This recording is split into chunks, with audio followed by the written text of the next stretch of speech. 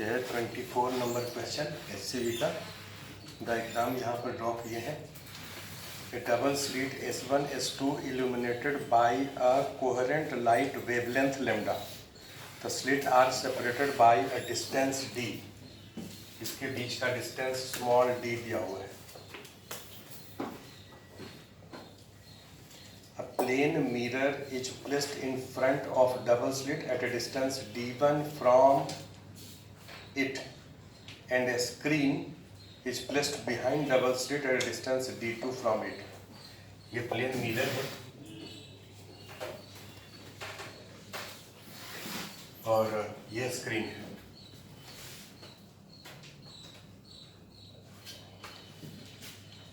The screen is receives only light reflected by mirror.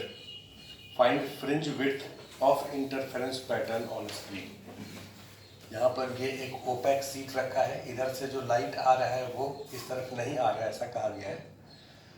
तो ये जो सोर्स है, यहाँ से जो भी रेज निकलेगा, ये एक लेंस है। तो अगर इसको फोकस पर रखेंगे तो यहाँ से रेज पैरेलल हो जाएगा। ये दोनों स्लिट जो है वो पैरेलल लाइट से इल्यूमिनेट हो रहे हैं, मतलब सोर्स पर कोई भी फेज डिफरेंस नहीं है।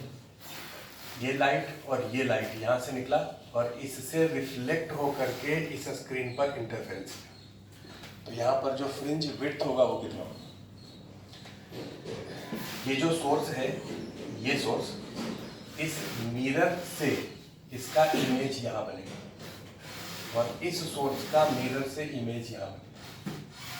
मतलब ये जो लाइट है, आप कह सकते हैं कि इस वाले सोर्स से निकला है और ये जो लाइट है वो इस वाले सोर्स से निकला है, इसके इमेज से निकला है। इसका फेज अगर हम जीरो माने और इसका भी जीरो माने, क्योंकि यहाँ और यहाँ पर तो कोई फेज है नहीं, इसका ये सोर्स और ये सोर्स दोनों फेज में है, तो इसका जीरो अगर माने तो ये रिफ्लेक्ट किया तो इसका फेज कितना होगा? पाई। और ये रिफ्लेक्ट किया, इसका भी फेज कितना होगा? पाई। हालांकि फेज से कोई फर्क पड़ता नहीं है। आपको फ्रिंज विड्थ अगर निकालना है तो उसमें फेज से, इस सोर्स पर फेज रहेगा भी तब भी फ्रिंज विड्थ तो नहीं होगा। ये बात समझ आता है कि समझाएं फिर से? ये बात पहले समझाएं, फिर से एक बार समझो। जैसे ये सपोज करो डबल स्लिट है, S1 S2। ओरिजिनल सोर्स को यहाँ रखें तो इस पर फ्रिंज विड्थ कितना होगा? तो आप कहेंगे capital D lambda by small d। अगर इस सोर्स को उठा करके यहाँ रख दें तो सेंट्रल मैक्सिमा नीचे आ जाएगा, लेकिन क्या इस पर फ्रिंज विड्थ चेंज करेगा? फ्रिंज विड्थ तो नहीं रहेगा। मतलब अगर सोर्स को हम यहाँ किए हैं तो ये वाला फेज अहेड होगा और ये वाला फेज लैग होगा। मतलब सोर्स पर फेज डिफरेंस है, इसलिए सेंट्रल मैक्सिमा यहाँ नहीं बना है। इस तरफ लेंथ ज्यादा होना चाहिए, इधर लेंथ कम होना चाहिए, तो सेंट्रल मैक्सिमा यहाँ बना। लेकिन सेंट्रल मैक्सिमा और अगले मैक्सिमा के बीच का जो डिस्टेंस है वो सेम ही है। तो इसका डिस्कशन से तो कोई फायदा है नहीं कि ये दोनों फेज में है कि नहीं। वैसे अगर पूछे तो कहोगे सर ये लाइट सब पैरेलल बीम ऑफ लाइट है, तो ये दोनों सोर्स जो है वो फेज में है। ये दोनों सोर्स भी फेज में है क्योंकि इसका फेज पाई है, इसका भी फेज पाई है, दोनों का फेज डिफरेंस नहीं है। ये दोनों सोर्स S2 डैश और S1 डैश। अब ये देखो, ये स्क्रीन है और ये सोर्स है और आपको फ्रिंज विड्थ निकालना है। तो ये जो सोर्स है इसका प्लेन ये है और ये डिस्टेंस अगर D1 है तो ये डिस्टेंस भी D1 होगा। ये दोनों सोर्स है जिससे कि ये दोनों लाइट निकला है और यहाँ पर इंटरफेरेंस हो रहा है, तो फ्रिंज विड्थ क्या होगा? फॉर्मूला यही है फ्रिंज विड्थ का, लेकिन कैपिटल D के जगह क्या लिखेंगे? D1 plus D1 plus C।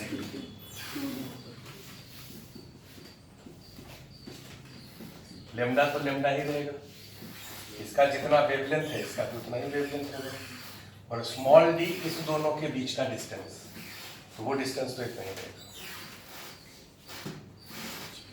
ये आंसर।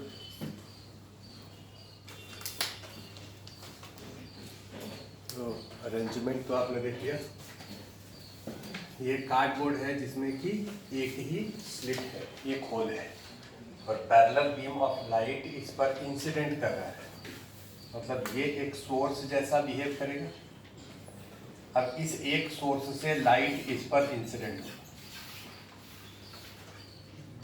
तो यहाँ पर दो स्लिट है, ये दो सोर्स जैसा बिहेव करेगा, S1 S2 जिसके बीच का डिस्टेंस d दिया हुआ है। यहाँ से लाइट अब इस पर इंसिडेंट होगा, तो इस पर इंटरफेरेंस होगा, इस पर इंटरफेरेंस नहीं होगा। इसका जितना इंटेंसिटी है इसका इंटेंसिटी आप उतना ही, तो इस पर इंटरफेरेंस होगा। ये जो पॉइंट है O, इस पॉइंट पर मिनिमम बन रहा है, sorry, find the minimum value of D so that there is dark fringe at O। इस पॉइंट पर डार्क फ्रिंज बन रहा है, तो इस D का मिनिमम वैल्यू कितना हो? इस पॉइंट पर डार्क फ्रिंज बने, इसका क्या कंडीशन होगा? पाथ डिफरेंस λ/2 हो या 3 λ/2 हो या 5 λ/2, मतलब 2n+1 λ/2। तो ठीक है, इधर तो ये इंफिनिटी से आ रहा था, ये एक सोर्स है। अब यहां से देखो लाइट,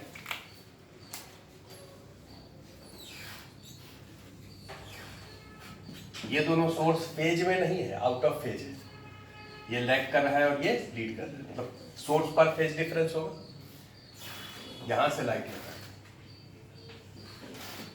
इधर भी पाथ डिफरेंस है। इस वाले पॉइंट पर नेट पाथ डिफरेंस कितना है ये आपको निकालना है। क्या आप इस दोनों से केवल ये पाथ डिफरेंस निकालेंगे? नहीं, यहां से पाथ डिफरेंस निकालना पड़ेगा। तो ठीक है, पाथ डिफरेंस देखो निकाल के दिखाते हैं। कंडीशन तो आप ये ले सकते हैं क्योंकि कैपिटल D काफी ज्यादा है स्मॉल d से, ये क्वेश्चन कहा जाए, तो हम क्या करते हैं पाथ डिफरेंस निकालने के लिए, देखो ये जो पॉइंट है, इस वाले पॉइंट से यहां पर परपेंडिकुलर से डालेंगे, ये डिस्टेंस होगा d/2 और ये डिस्टेंस भी कितना होगा d/2, और यहां से इसको ऐसे मिलाएंगे और इस एंगल को थीटा मान लेते हैं। अब ये और ये दोनों पैरेलल है ना जी, तो पाथ डिफरेंस कैसे निकालेंगे? छोटे वाले से बड़े वाले पर परपेंडिकुलर डालेंगे। बोलो ये लेंथ यहां से यहां तक कितना? d sin theta. ऐसे ही तो पहले निकालते थे, अब तक कैसे तो निकालेंगे। अब यहां से यहां परपेंडिकुलर वैसे ही डालो। क्या कर सकते हो सिमिलरली कि ये और ये दोनों बराबर है? कैसे? तो यहां से ऐसे डाल दो, फिर यहां से इसको ऐसे मिला दो, फिर एंगल को थीटा मान लो, बिल्कुल सेम अरेंजमेंट है। इसको भी हम लोग क्या कहेंगे? d sin theta. ये लेंथ और ये लेंथ सेम है, ये लेंथ और ये लेंथ सेम है। ये वाला पाथ जो है वो इस वाले पाथ से कितना ज्यादा है? 2d sin theta. This net path difference at this point is equal to 2n+1 λ/2। n कहां से स्टार्ट करेंगे? 0 से करेंगे। 2d sin थीटा, यहां से देखो ये थीटा है, sin थीटा का मतलब tan थीटा, तो tan थीटा कितना? d/2 by capital D।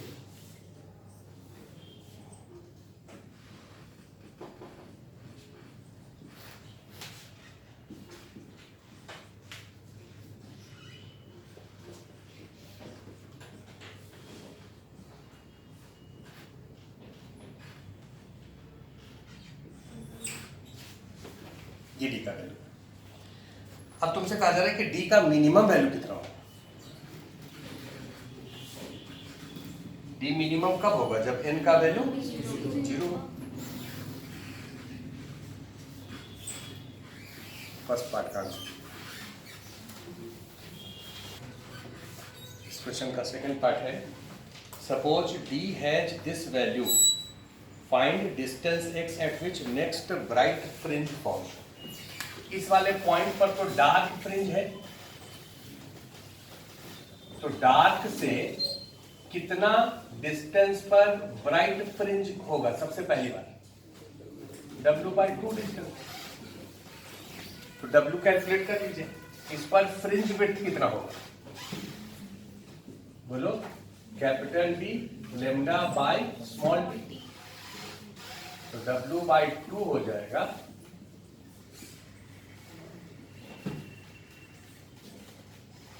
और स्मॉल डी का वैल्यू जो है वो इतने के बराबर है, क्वेश्चन में कहा जा रहा है। तो स्मॉल डी का वैल्यू कितना है?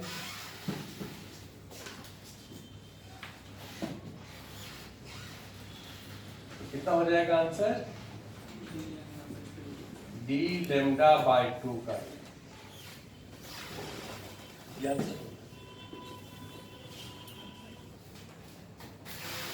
D lambda by 2 under root का मतलब स्मॉल डी, मतलब ये डी मिनिमम का जो, और डी मिनिमम स्मॉल डी ही है लिखा हुआ, तो this is equal to small D.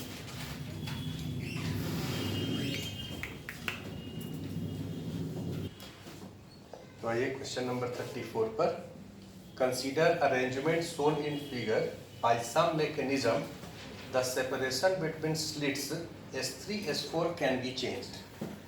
इसके बीच का डिस्टेंस चेंज कर सकते हैं, इसके बीच का डिस्टेंस Z है जो कि हम लोग चेंज कर सकते हैं। Intensity is measured at point P which is at common perpendicular bisector S1 S2 S3 S4। इस दोनों का और इस दोनों का कॉमन परपेंडिकुलर बाइसेक्टर ये पॉइंट P है और वहां पर का इंटेंसिटी I है। कब? जब Z का value d lambda by 2D है। इस Z का वैल्यू जब इतना है तब P पॉइंट पर इंटेंसिटी ये I के बराबर है। तो कहा जा रहा है find this intensity when Z is equal to d lambda by d। First part ये Z का वैल्यू जब d लेमडा बाई d है तो इंटेंसिटी एट P ये कितना I के टर्म में बताना है, इसके टर्म में बताना है I के टर्म। अच्छा ये बताओ कि अगर इस Z का value d lambda by 2D है तो d लेमडा बाई 2D का मतलब W/2। ये दो सोर्स है और ये अगर स्क्रीन होता तो इस दोनों पॉइंट के बीच में डिस्टेंस कितना है? W/2। इसका मतलब यहां से यहां तक का डिस्टेंस कितना है? W/4। W/4। इसका इंटेंसिटी अगर I0 है और इसका भी इंटेंसिटी अगर I0 है तो इसका इंटेंसिटी कितना होगा? W/4 पर याद है? हाँ जब याद दिला देते हैं सबको। ये जैसे एक फ्रिंज हम लिखे थे जिसमें ये मिडिल पॉइंट है, इसका 4I0 अगर है और इसका भी 4I0 है, यहाँ से यहाँ तक का विड्थ W है, तो W/2 डिस्टेंस अगर रहता तो कितना होता? 0।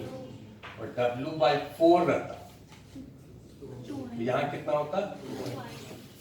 इसका मतलब अभी इस पॉइंट का इंटेंसिटी है 2I0 और इसका भी इंटेंसिटी है 2I0। अब ये दोनों सोर्स जैसा बिहेव करेगा इस स्क्रीन के लिए, तो इस पॉइंट पर इंटेंसिटी कितना होगा? 4 ऑफ 2I0।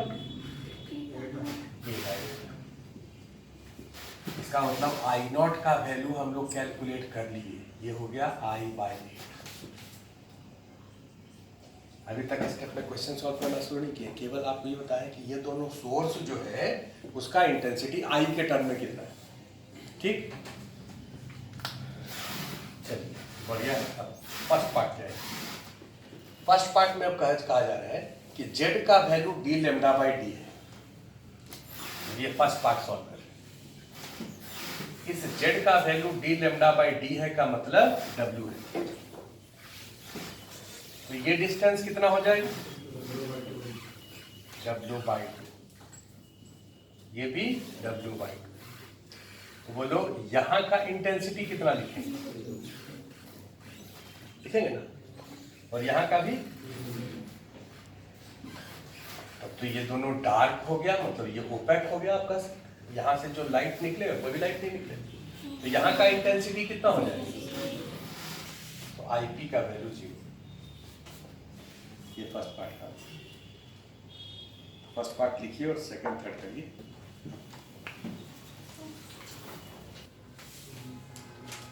इसका सेकंड पार्ट है, z का वैल्यू है सेकंड पार्ट में 3d lambda by 2d। Second part में z का वैल्यू है।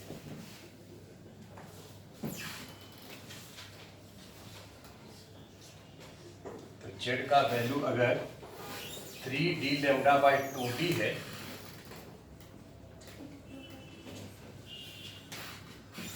का मतलब 3/2w है। यहां से यहां तक का डिस्टेंस 3/4w होगा। 3/4w का मतलब w minus w/4।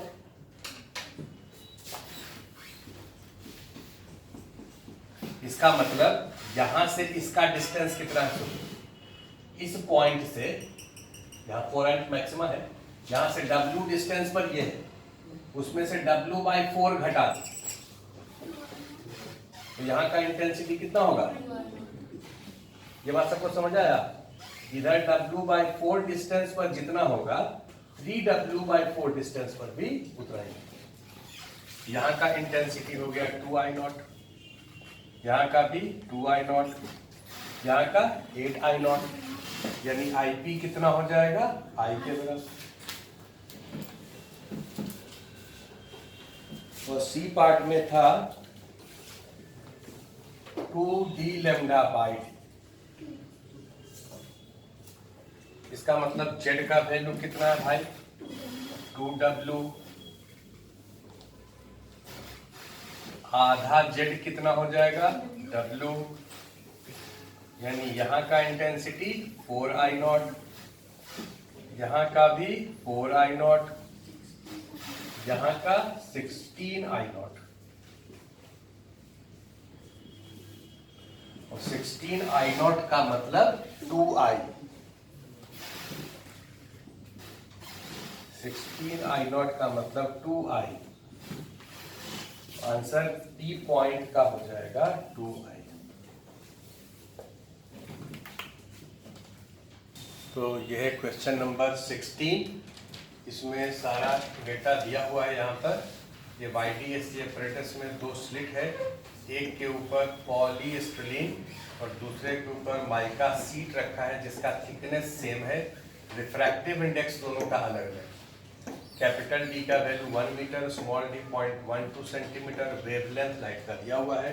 First part में फ्रिंज विड्थ निकालना है।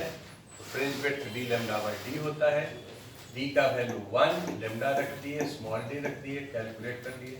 इसका वैल्यू आया 491.67 माइक्रोमीटर, या इसको लिख सकते हैं 4.9167 इंटू 10⁴ मीटर, ऐसे भी लिख सकते हो, या 0.49 मिलीमीटर लिख सकते हैं। जो आपको लिखने का मन करे लिखिए। ये तो फर्स्ट पार्ट था। सेकेंड पार्ट पर डाउट सेकेंड पार्ट में है। व्हाट वुड फ्रिंज विड्थ हो गया? At what distance from centre will first maximum be located? Centre से कितने डिस्टेंस पर फर्स्ट मैक्सिमम होगा? ये सेंटर है, ये सेंटर। यहां से कितने डिस्टेंस पर फर्स्ट मैक्सिमम हो? तो यहां से डिस्टेंस तो इधर भी होगा और यहां से डिस्टेंस इधर भी होगा। कितने डिस्टेंस पर का मतलब किधर? ऊपर के नीचे? ऊपर और नीचे दोनों तरफ निकालना होगा, तो आंसर तो 2 होना चाहिए। अगर यहाँ पर डार्क फ्रिंज होगा सपोज, तब तो ये डिस्टेंस भी w/2 होगा, ये भी w/2 होगा। लेकिन यहाँ डार्क फ्रिंज है, ऐसा तो कहा नहीं गया। तो यहाँ पर अगर कोई दूसरा इंटेंसिटी है तो इसके और इसके बीच में ये डिस्टेंस और ये डिस्टेंस अलग भी हो सकता है। ये डिस्टेंस और ये डिस्टेंस कितना, ये निकालना है। इसके लिए आप क्या करिए कि ये दोनों को जब यहाँ पर रखे हैं, अगर ये दोनों यहाँ पर नहीं होता तब सेंट्रल ब्राइट फ्रिंज यहाँ होता। इस दोनों को रखने से ब्राइट फ्रिंज जो है वो शिफ्ट करेगा किधर के तरफ? ऊपर के तरफ कि नीचे के तरफ? ऊपर के तरफ, क्योंकि इसका रिफ्रैक्टिव इंडेक्स ज्यादा है, थिकनेस तो दोनों का सेम ही है। तो अब सेंट्रल ब्राइट फ्रिंज सपोज करो शिफ्ट करके यहाँ चला O1 पर, तो ये शिफ्ट कितना हुआ ये हम लोग निकाल सकते हैं। शिफ्ट का वैल्यू देखो, शिफ्ट होगा capital D by D, mu minus 1 into T होता है, लेकिन ये और ये दोनों है, इसके कारण ऊपर शिफ्ट होगा कितना, म्यू 1 माइनस 1 इंटू टी। अगर केवल ये रहता, ये नहीं रहता, तो सेंट्रल ब्राइट फ्रिंज ऊपर शिफ्ट होता है यहां पर इतने के बराबर, और अगर केवल ये रहता तो सेंट्रल ब्राइट फ्रिंज नीचे शिफ्ट होता, तो उसके कारण शिफ्ट नीचे है, तो नेट ऊपर की तरफ अगर शिफ्ट निकालें, ये हम शिफ्ट ऊपर की तरफ निकाल रहे, तो इसमें से इसके शिफ्ट को घटाना पड़ेगा।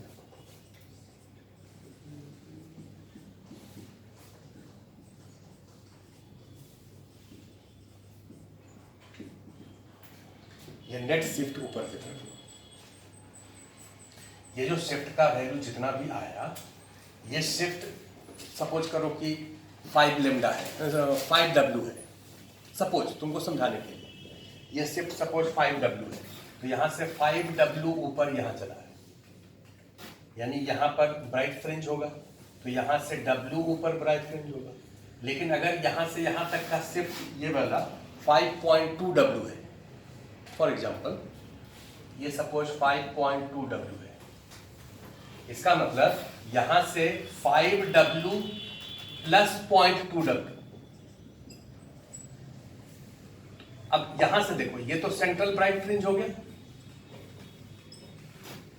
यहां से 5W नीचे, 1 2 3 4 5, ये 5W नीचे, ये है ये पॉइंट, और ये 6W नीचे, तो ये पॉइंट से कितना ऊपर ये वाला ब्राइट फ्रिंज होगा, तो ये कहोगे 0.2W, और ये कितना नीचे होगा 0.8W।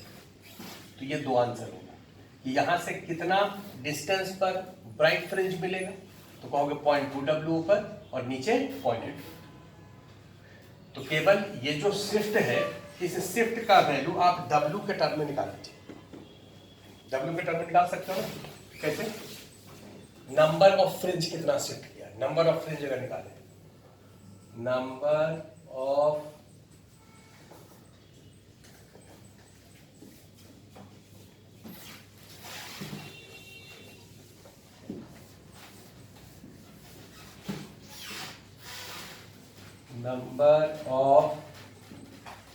फ्रिंज शिफ्ट,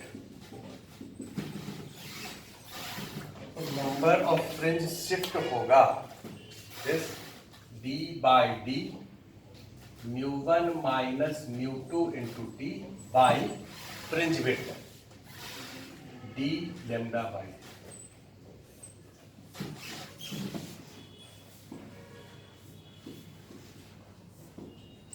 इतना नंबर ऑफ फ्रिंज शिफ्ट होगा। नंबर ऑफ फ्रिंज निकालिए, तो नंबर ऑफ फ्रिंज शिफ्ट कितना होगा ये कैलकुलेट किए, तो जितना शिफ्ट हुआ उसको फ्रिंज विड्थ से भागा दे दिए, तो इसको डिवाइड करने पर आया 25.42। नंबर ऑफ फ्रिंज शिफ्ट कितना हुआ 25.42। अब जरा बात ध्यान देखो, ये डिस्टेंस है 25.42। अब यहां से देखो, ये सेंट्रल से, यहां से ये 1 2 3 4, ये 25 सपोज, और ये कितना है 26। ये जो पॉइंट है ये 25 और 26 फ्रिंज के बीच में होगा, ब्राइट फ्रिंज के बीच में। यहां से यहां तक का डिस्टेंस कितना होगा 0.42W, और यहां से यहां कितना होगा 0.58W। तुमसे क्वेश्चन में यही पूछा गया था कि यहां से कितने डिस्टेंस पर ब्राइट फ्रिंज होगा, तो दो आंसर होगा, एक 0.48W और दूसरा 0.58W, और W का वैल्यू आपको पता है, तो W का वैल्यू यहां पर रख दीजिए तो डिस्टेंस आ जाएगा, कैलकुलेट करो।